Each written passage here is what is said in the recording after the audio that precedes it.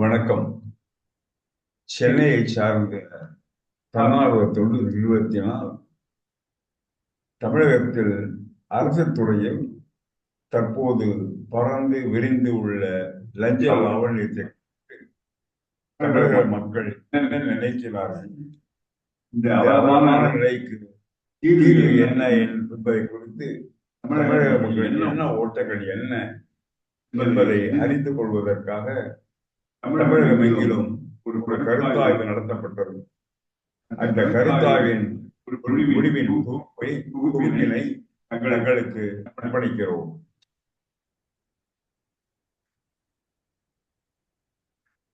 லஞ்சம் கொடுக்காமல் எந்த அரசு துறையிலும் தேவையை பெறுவது மிகவும் கடினம் என்ற எண்ணத்தை மறுபடியும் வெளிப்படுத்தியுள்ளனர். ஏதாவது லஞ்சம் கொடுக்காமல் தேவைகளை அரசு துறையில் பெற்றிருந்தால் அது ஒரு விதிவிலக்கு என்பதே பொதுவான கருத்தாக உள்ளது. லஞ்சம் பெறாமல் வேலை செய்யும் அரசு ஊழியர்கள் என்பதும் உண்மை. ஆனால் அவர்கள் எண்ணிக்கை மிகவும் குறைவு என்றும் மக்களால் கூறப்பட்டுள்ளது. இத்தகைய நிலையில் இடைத்தரகர்களின் ஆதிக்கத்தை பற்றி மக்கள் என்ன நினைக்கிறார்கள் என்பதை பார்ப்போம். தமிழகத்தில் அரசு நிர்வாகத்துறைக்கு இணையாக நிர்வாகத்திற்கு வெளியே இடைத்தரகர்களை கொண்டு ஒரு அமைப்பு இயங்கி வருகிறது என்ற எண்ணத்தை கூறிய பலரும் இந்த அமைப்பு அரசு ஊழியர்களுக்கு லஞ்சம் கொடுப்பதற்கு ஒரு குழாய் போல் செயல்படுகிறது என்று தங்களது கருத்தை பதிவு செய்துள்ளனர். இடைத்தரகர்கள் பலவிதமான அந்தஸ்துடன் மேல்மட்ட அதிகாரிகளுடன் அரசியல்வாதிகளுடன் தொடர்புள்ளவர்கள் என்றும் மற்றும் நடுமட்ட கீழ்மட்ட ஊழியர்கள் அரசியல்வாதிகளுடனும் தொடர்பு உள்ளவர்களாக செயல்படுகின்றனர். பல இடைத்தரகர்கள் ஆளும் கட்சிக்கு ஏற்றாற் போல் தங்களை மாற்றிக்கொண்டு பலவித கட்சிகளுக்கும் உகந்தவர்களாக தங்களை காட்டிக் கொள்வார்கள். அரசு ஊழியர்களுக்கும் அரசியல்வாதிகளுக்கும் இடைத்தரகர்களுக்கும் நடுவில் நிலவும் லஞ்ச விநியோகம் எனப்படும் பலமான முறை தற்போது ஒருவித விஞ்ஞான ரீதியில் சிறப்பாக செயல்பட்டு வருகிறது என்று மக்கள் கூறுகின்றனர். லஞ்சம் பெறும் ஊழியர்களும் அரசியல்வாதிகளும் பல தருணங்களில் தரகர்கள் மூலமே லஞ்சம் பெறும் நிலை இருப்பினும் துணிச்சலுடன் இயக்கும் சில அரசு ஊழியர்கள் நேராக லஞ்சம் வாங்குவதற்கும் தயங்குவதில்லை. இவர்கள் மேலதிகாரிகளுக்கும் அரசியல்வாதிகளுக்கும் அமைச்சர்களுக்கும் கொடுப்பதற்கே நாங்கள் லஞ்சம் வாங்குகிறோம் என்று வெளிப்படையாக கூறுகின்றனர். லஞ்சம் பரிமாறிக்கொள்ள உதவும் இடைத்தரகர்கள் தங்கள் கமிஷன்களை அரசு ஊழியர்களும் அரசியல்வாதிகளும் பெற்றுக் கொள்கின்றனர்.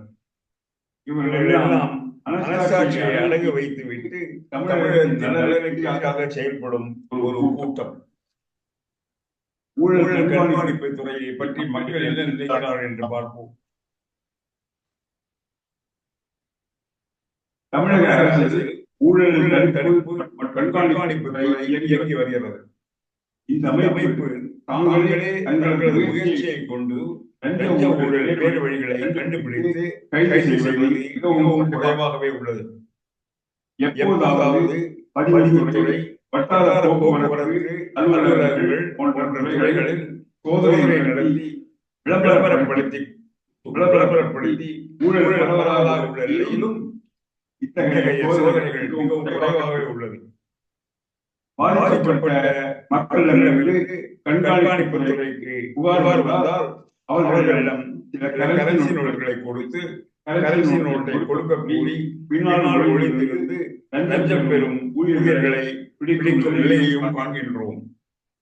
இத்தகைய நிகழ்ச்சிகள் மிகவும் குறைவாக உள்ளதால் லஞ்சம் வாங்கும் அரசு ஊழியர்களுக்கும் அரசியல்வாதிகளுக்கும் லஞ்ச ஒழிப்பு துறையை குறித்தும் அதன் கண்காணிப்பு முறையை குறித்தும் குறிப்பிடத்தக்க எந்த விதமான அச்சமும் இல்லை என்று மக்கள் ஆணித்தரமாக கூறியுள்ளனர்.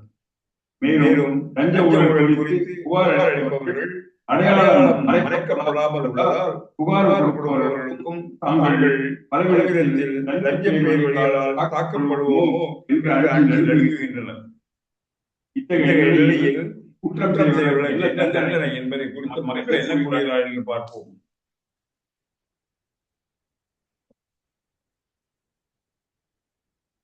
லஞ்சம் வாங்கும் அரசியல்வாதிகள் பிடிபட்டால் அவர்கள் சில காலம் சிறையிலிருந்து ஜாமீன் பெற்று வெளிவந்து விடுகின்றனர். அவர்களது வழக்கு பிறகு நீதித்துறையில் பல வருடங்கள் தொடரும். இது இறுதி முடிவு ஒரு காணல் நீர் போல் தெரிகிறது. லஞ்சம் வாங்கும் அரசு ஊழியர்கள் பிடிபட்டால் அவர்கள் இடைநீக்கம் செய்யப்படுகிறார்கள். இடைநீக்கம் செய்யப்பட்ட பின் அவர்களுக்கு அவர்கள் கடைசியில் வாங்கிய ஊதியத்தில் 50% ஊதியமும் 90 நாட்களுக்கு மேல் 150 நாட்கள் வரை 75% ஊதியமும் கிடைக்கிறது. லஞ்சம் வாங்கும் அரசு ஊழியர்கள் நெடு நாட்களாக லஞ்ச ஊழியர்கள் ஈடுபட்டவர்களாக இருப்பதால் அவர்கள் ஏராளமான சொத்து காணப்படுகிறது. ஆகையால் இந்த இடைநீக்கம் குறித்து அவர்கள் அதிகம் அலட்டிக் கொள்வதில்லை. இத்தகைய அரசு ஊழியர்களும் சில வாரங்கள் சிறைவாசம் அனுபவித்துவிட்டு ஜாமீனில் வெளிவந்து விடுகின்றனர். நீதிமன்றத்தில் ஊழல் கண்காணிப்பு துறையால் அவர்கள் மீது உள்ள குற்றங்கள் நிரூபிக்கப்படவில்லை என்று கூறி பல லஞ்ச பேர் வழிகள் புகார்களிலிருந்து விடுவிக்கப்பட்டு மீண்டும் பதவியில் அமர்ந்து பதவி உயர்வு பெறும் அவலமான நிலையை நாம் காண்கின்றோம். மேலும் நீதிமன்றத்தில் வழக்குகள் பல வருடங்கள் நீடிப்பதால் சில சமயங்களில் குற்றம் சாட்டப்பட்டவர்கள் மரணமடைந்து தண்டிக்கப்படாமல் தப்பித்துக் கொள்கின்றனர். சுருக்கமாக லஞ்ச லாவணியம் மேல் மட்டத்திலிருந்து கீழ்மட்டம் வரை அரசு நிர்வாகத்தில் குறைவாலும் லஞ்ச ஊழலில் ஈடுபடுபவர்கள் மிகவும் குறைவே. இந்த நிலையில் மக்களின் சந்தேகம் என்ன என்பதை பார்ப்போம்.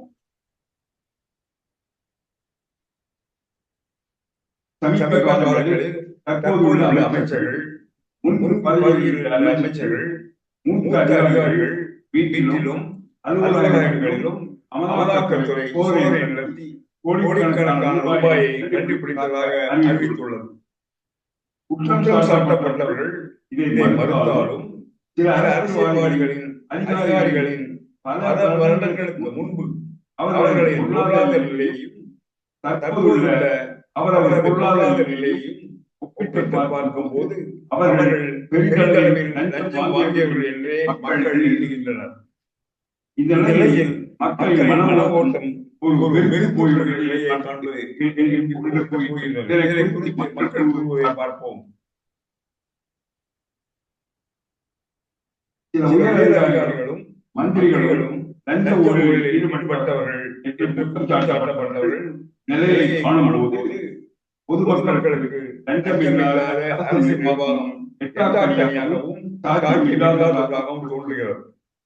அரசு நிர்வாகத்தில் நிலவும் லஞ்ச நிலையினால் லஞ்சம் கொடுக்காமல் அரசு நிர்வாகத்தில் எந்த காரியங்கள் நடக்கிறாது என்ற எண்ணம் பரவலாக உள்ளதால் மக்கள் வெறுப்பு கொண்டுள்ளனர் என்பது கண்கூடாக தெரிகிறது.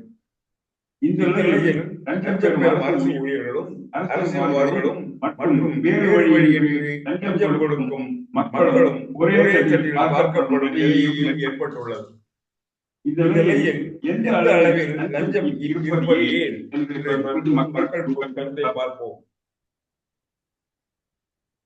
தமிழகத்தில் இந்த அளவுக்கு அரசு ஊழியர்களும் லஞ்ச லாவண்யம் உள்ள நிலையில் என்ன காரணம் என்று கேட்டபோது சிலர் கூறிய பதில் அதிர்ச்சி அளிக்கிறது. கடந்த 25 ஆண்டுகளாக தமிழகத்தின் பல அரசு ஊழியர்கள் லஞ்சம் கொடுத்தோ அல்லது சிபாரிசின் அடிப்படையிலோ தான் அரசு வேலை பெற்றுள்ளனர். லஞ்சம் கொடுத்து வேலை பெறும் அவர்கள் லஞ்சம் வாங்குவதில் தவறில்லை என்று எண்ணுகிறார்கள் போலும் என்ற கருத்தை கேட்டபோது அரசு நிர்வாகம் எதிர்காலத்தை குறித்து கவலை ஏற்படுவது ஆகிவிட்டது. மேலும் அரசு நிர்வாகம் முடியுமா என்ற கேள்வி கேட்ட போது பலருக்கு செய்யக்கூடிய கருத்துக்கள் பின்வருமாறு. கருத்து ஆணித்தரமாக கூறியுள்ளார். லஞ்சம் கொடுப்பவர்கள் உள்ளதால் தான் லஞ்சம் வாங்குபவர்கள் உள்ளார்கள் என்ற கருத்தும் கூறப்பட்டுள்ளது. இதில் ஓரளவு உண்மை இருக்கலாம். லஞ்ச ஊழலை எதிர்த்து போராடுவதற்கு மக்களுக்கு தீவிரமாக போராடும் உணர்வு வேண்டும்.